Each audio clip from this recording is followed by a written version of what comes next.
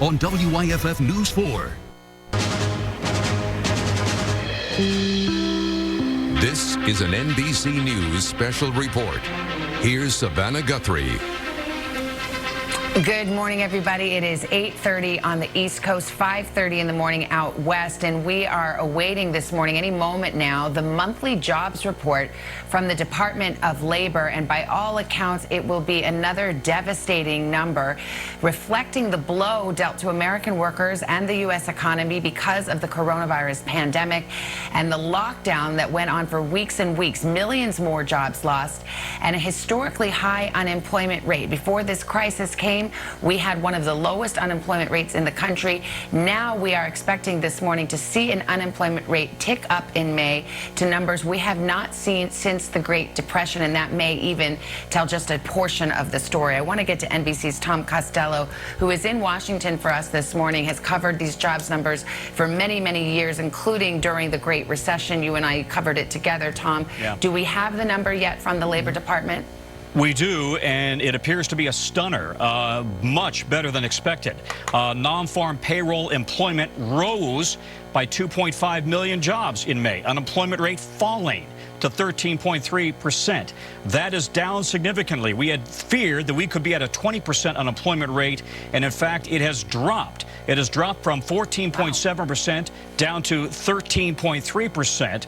We had feared that we may have as many as 8.3 million jobs lost in May, and in fact, that is not the case. The unemployment rate dropping in May, and the talk all along has been that May or June could be the time when we start to see things turning around as businesses start to reopen. The question is whether the headwind's going to be like for the economy going through the rest of the summer and into the fall, with the pandemic really still very much a factor across the economy. But this is a better than expected situation. The May payrolls up by 2.5 million in May. Not down, surprisingly. The unemployment rate dropping to 13.3%. That is much better than expected, Savannah. Much better, a stunner. Glad to see some good news, and it really wasn't expected. And in fact, as I turn to NBC senior business correspondent Stephanie Ruhle, let's unpack this a bit. We knew there was going to be an economic bounce back. We saw the reopening of many, many states and businesses, although at a slower pace. Nevertheless, many economists and experts would tell you you're going to see this higher unemployment rate in May, and it won't even reflect the true extent of the damage. How do you explain it actually going down, which is, of course, just amazing news?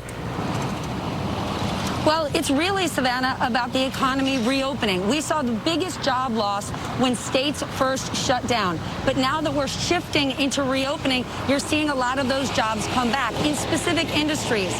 You're seeing it in healthcare, education, construction, manufacturing. But other industries that have been hit the worst, think about this: travel, retail, leisure. They're going to take a lot longer to come back. So it's more of a bifurcated number. And one thing to point out, black unemployment. It remains getting hit the hardest.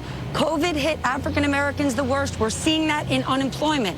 20% of black women in this country lost their jobs between February and May. Why? Because they occupy more of the low-wage service jobs, and that's one of the reasons you're seeing people protesting, saying we need to address education and opportunity equality. All right, let me turn, Stephanie, to NBC's Peter Alexander at the White House, where this news will certainly be greeted with a lot of happiness and relief, given what was expected. And what is Washington planning to do here? I mean, unemployment benefits that had been extended run out in July. What's the plan there?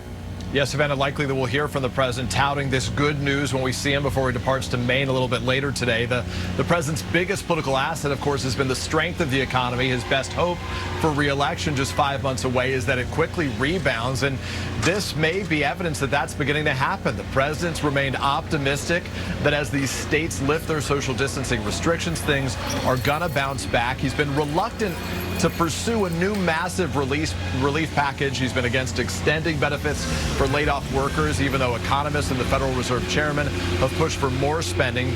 But these numbers do have demonstrated a grim reality, especially for minority communities. There's certainly still work that needs to be done. And the president's aides and allies have worried the unemployment number would still be above 10% at the time of the election this fall. On top of that, the president has tried to put the virus in the rear-view mirror. The White House is deeply concerned that the protests we've seen in recent weeks, these huge crowds in cities across the country in the wake of George Floyd's death, could spark a second wave of the virus and slow this economic recovery. Savannah? All right, NBC's Peter Alexander at the White House with the breaking news this morning that the unemployment rate actually dropped in May to 13%. Still double-digit unemployment, but much, much better than what economists had predicted. We're going to have more on this, of course, on MSNBC and NBC News Now. Most of you now return to more of the Today Show. I'm Savannah Guthrie in New York. This has been an NBC News special report.